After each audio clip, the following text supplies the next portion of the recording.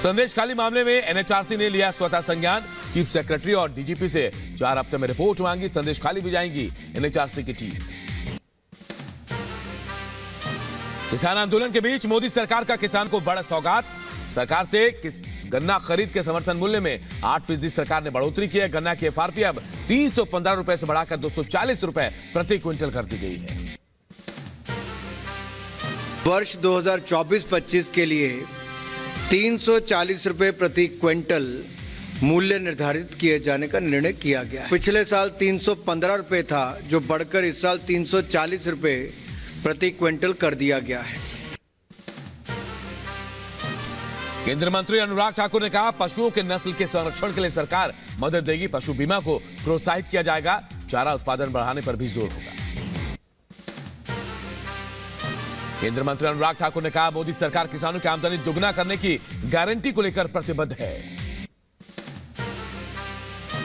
कैसे मोदी सरकार की गारंटी, मोदी की गारंटी जो है किसानों की आमदन को दोगुना करने के लिए लगातार, इसके लिए हम प्रतिबद्ध भी हैं और सारे कदम उस दिशा में उठाए गए हैं।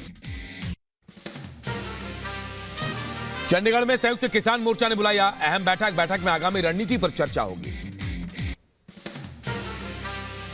भाकियू चालूनी गुट आज हरियाणा में 2 घंटे करेंगे सड़क जाम। रोड जाम कर प्रदर्शन का आह्वान किया गया है।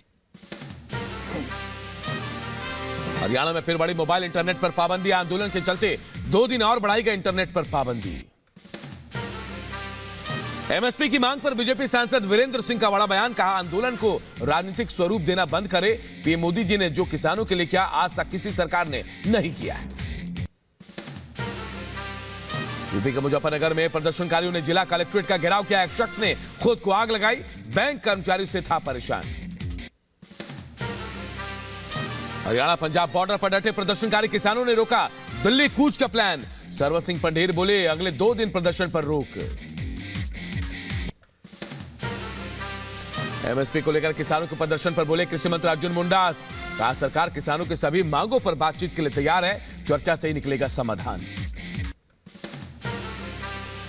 हरियाणा के खनौरी बॉर्डर पर उपद्रवियों ने हरियाणा पुलिस पर किया जानलेवा हमला। रैली में मिर्च डालकर फेंका। लाठी डंडों और धारदार हथियार से हमला किया। 12 पुलिस वाले घायल।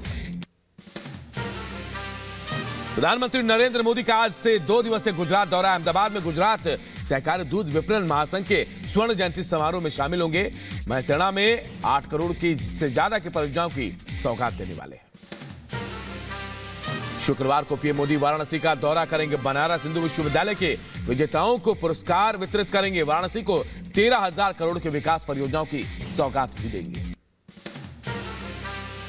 प्रधानमंत्री मोदी मंत्रियों को देंगे लोकसभा चुनाव में जीत का मंत्र। 3 मार्च को पीएम मोदी की अगुवाई में मंत्रिपरिषद की अहम बैठक।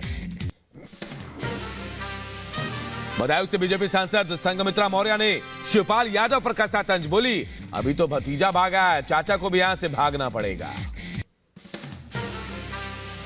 पूर्व सांसद स्वयं चले गए और अब 2024 के चुनाव में भारतीय जनता पार्टी के कार्यकर्ता आदरणीय शिवपाल जी को भी भेजने का कार्य करेंगे।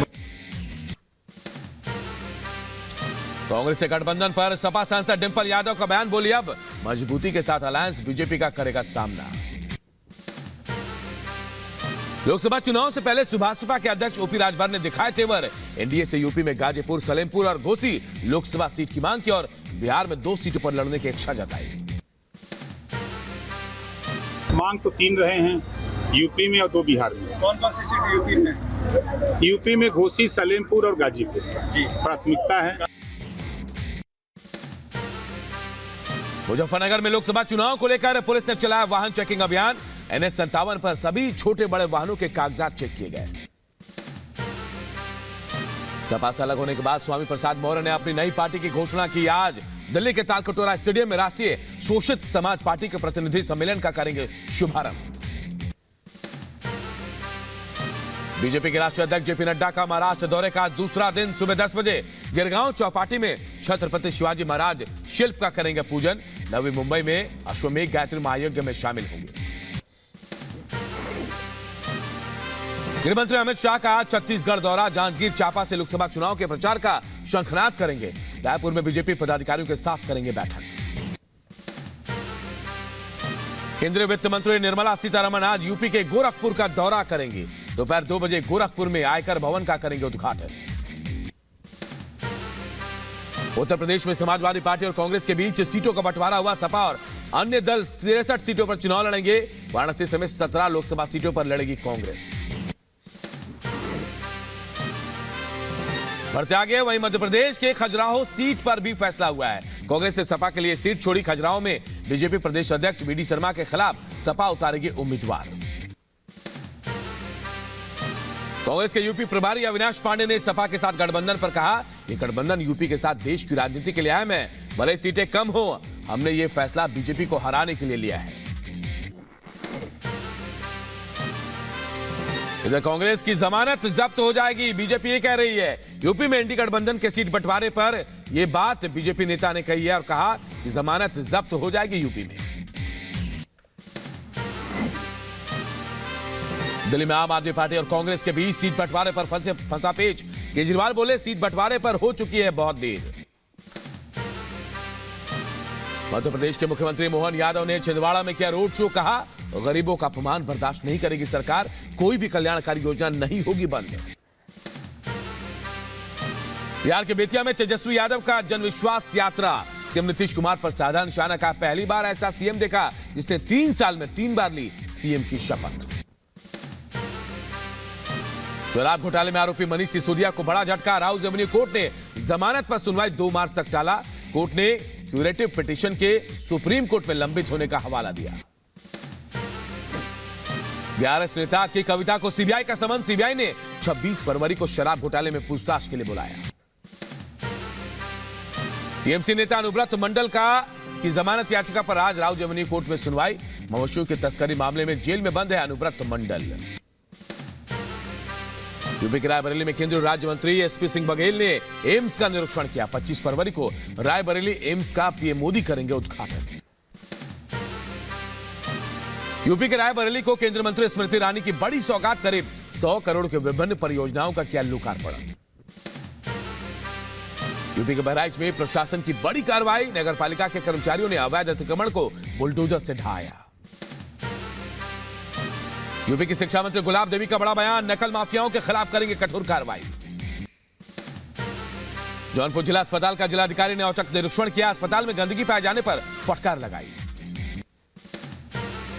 मिर्जापुर में तैयार हो रहा है विंध्य कॉरिडोर। तेजी से चल रहा है निर्माण कार्य। अंबेडकर नगर में एनडीपीएस एक्ट में दोषी को सजा। कोर्ट ने 4 साल की सजा के साथ 20,000 का जुर्माना लगाया। पीएम मोदी के पहल पर कतर की जेल से छूटकर भारत लौटे 8 पूर्व सैनिकों में से एक कमांडर संजीव गुप्ता आज अपने घर आगरा पहुंचे। संजीव के परिवार में खुशी का माहौल। उत्तराखंड के हल्द्वानी हिंसा में पुलिस ने 6 और आरोपियों को गिरफ्तार किया। अब तक 74 दंगाई गिरफ्तार हुए हैं। पश्चिम बंगाल के सफारी में शेर का नाम अकबर और शेरनी का नाम सीता रखने पर बवाल। कलकत्ता हाईकोर्ट ने ममता सरकार को जारी किया नोटिस। सर्वकॉन सिस्टम ने जम्मू में डायनामिक चैनल पार्टनर मीट का आयोजन किया। देश के नंबर 1